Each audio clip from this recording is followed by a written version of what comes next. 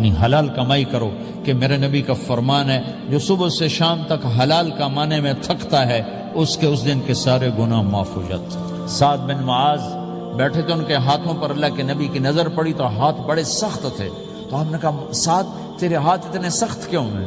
کہا جی میں اپنے باغ میں خود کام کرتا ہوں، یہ سخت ہو گئے۔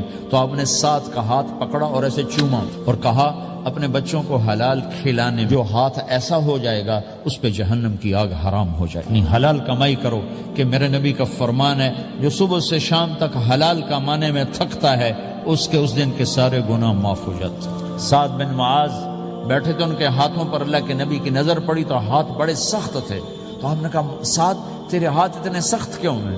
کہا جی میں اپنے باغ میں خود کام کرتا ہوں، یہ سخت ہو گئے۔ تو آپ نے سعد کا ہاتھ پکڑا اور ایسے چوما اور کہا اپنے بچوں کو حلال کھلانے، جو ہاتھ ایسا ہو جائے گا اس پہ جہنم کی آگ